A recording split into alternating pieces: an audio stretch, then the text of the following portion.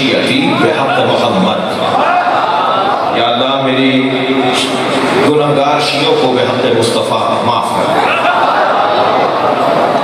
علی سجدے میں اللہ سے کہہ رہے میرے گنہگار شیعوں کو مصطفیٰ کے صدقے میں معاف کر دے۔ کہنے لگے میں باہر نکلا تو نبی سجدے میں تھے، میں قریب بیٹھ گیا تو فرما رہے تھے اللہم اغفر خاطئین من امتی، یا اللہ میرے گنہگار امتیوں کو معاف کر دے بحق علی۔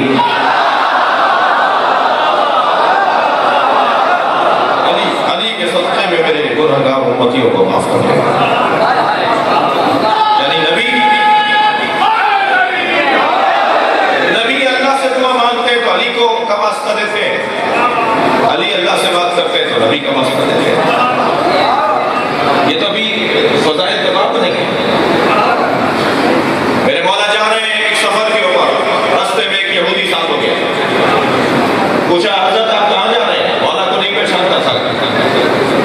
حضرت نے فرمایا میں فلاں جگہ کی کا ارادہ رکھتا ہوں، کہا میرا بھی اتفاق سے وہی منزل ہے، مولا کے ساتھ ساتھ چل رہا ہے۔ ایسی جگہ پر پہنچے کہ جہاں ایک پہاڑ سے آبشار بہ رہا تھا، اور آبشار کے گرنے کی وجہ سے وہاں ایک بہت بڑا تالاب بن گیا تھا جس سے عبور کرنا بغیر کشتی کے ممکن نہیں تھا۔ انہیں اس طرف جانا تھا، رستے میں تالاب تھا۔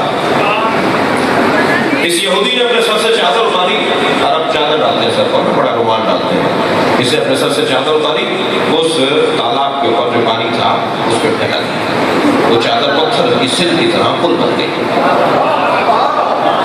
اس میں پیر رکھ کے اس طرف چلا گیا۔ وہاں جا کے کہنے لگا میرے پاس اسم اعظم ہے، آپ کے پاس ہوتا تو آپ استعمال کرتے، یا میرا مکتب مان لیجئے، میرا مسلک مان لیجئے۔ حضرت نے فرمایا اپنی چادر اٹھا، اس نے اس سل کو ہاتھ میں لیا تو وہ چادر ہو گئی، اس نے سر پہ ڈالی۔ میرے مولا نے پانی پر پیر رکھا،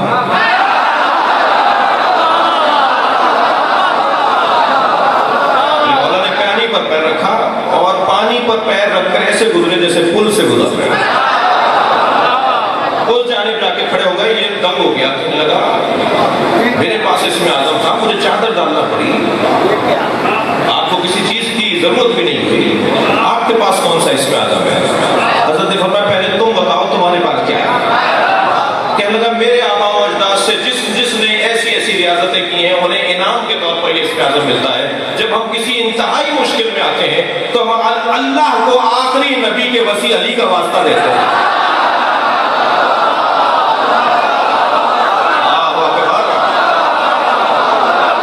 میرے مولا علی نے فرمایا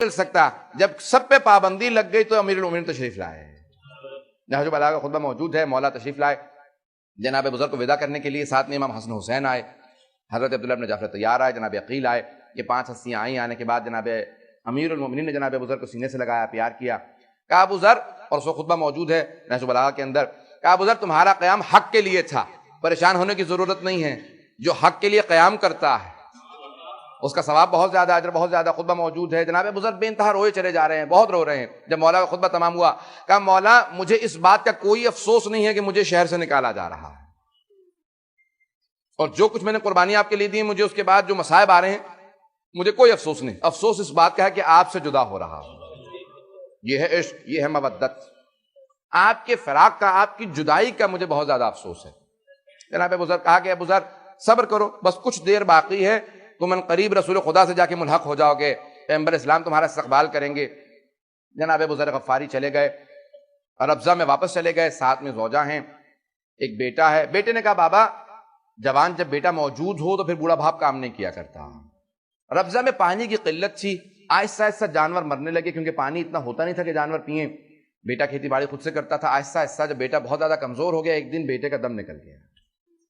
اب بیٹے کا غم برداشت کرنے کے لیے کسی حسین کا دل چاہیے، کسی لیلا کا کلیجہ چاہیے، کسی زینب کبریٰ کا دل چاہیے.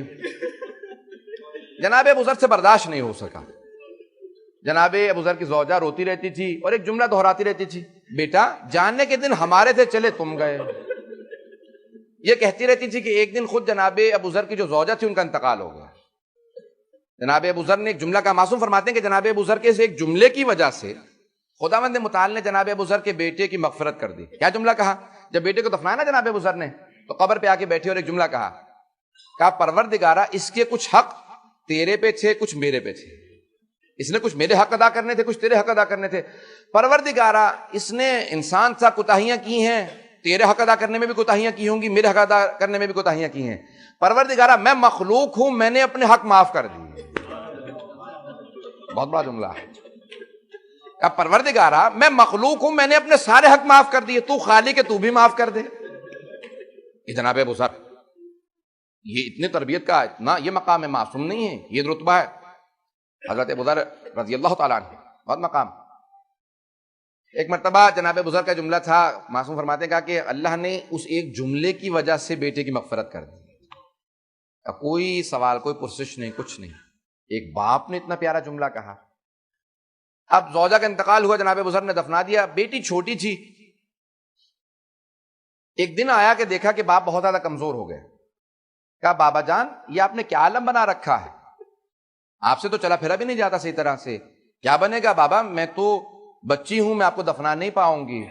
بابا یہاں کیا عالم ہے، میں کہاں جاؤں گی، کیا ہوگا؟ کہا بیٹی پریشانی کی ضرورت نہیں ہے، آؤ چلو میں تمہیں کہیں پہنچا دیتا ہوں. جب چلنے لگے کچھ دور چلے تھے، جناب ابو ذر گر گئے. بس گرنا تھا. بچی، ایک بیٹی کو باپ سے بہت محبت ہوتی ہے. جناب ابراہیم نے کہا تھا پروردگارا ایک چیز کی زندگی میں کمی محسوس ہو رہی ہے، سب کچھ ہے لیکن ایک بیٹی نہیں ہے. کہا پروردگارا باپ کے جنازے کی زینت بیٹی ہوتی ہے. جس طرح سے بیٹی تڑپ کے روتی ہے تو پتہ چلتا ہے کہ ہاں کوئی باپ دنیا سے گیا ہے. پروردگارا میری بیٹی نہیں ہے. جناب ابراہیم نے کہا پروردگارا میری بیٹی نہیں ہے. میں کیسے پیش کروں گا آپ کے سامنے یہ جملے. جناب ابو ذر کی بیٹی نے کہا کہ بابا کس طرح سے؟ کہا بیٹی ہمت کرنا، صرف ایک کام، مجھ سے رسول خدا نے وعدہ کیا تھا، حبیب خدا نے وعدہ کیا تھا ابو ذر کوفے کے جو سب سے اچھے مومنین ہوں گے وہ تیرا غسل و کفن کریں گے. بیٹی بس ایک ہمت کرنا، یہاں سے اٹھ کے جہاں سے قافلے گزرتے ہیں نا اس راستے میں بیٹھ جانا، قافلے کے روک کے کہنا کہا یہاں صحابی رسول کا جنازہ پڑا، بے گور و کفن ہے، کسی نے غسل و کفن نہیں دیا، بس صحابی رسول کا جنازہ پڑا ہے، یہ کہہ دینا بیٹی. جناب ابو ذر کچھ دیر میں آنکھیں پتلیاں چڑھنے لگی، آنکھیں بند ہو گئیں. بیٹی بہت روئی، بہت تڑپی، باپ پہ بڑی فریاد کی، پھر آنکھیں بند کرنے کے بعد اٹھی، آگے بڑھی. جہاں سے کاروان جاتے تھے، قافلے گزرتے تھے، وہاں پہ آ کے بیٹھ گئیں. ایک قافلہ آتا دیکھا کہ رک جاؤ قافلے والو، یہاں صحابی رسول کا جنازہ پڑا ہے، ابو ذر غفاری کا جنازہ پڑا ہے.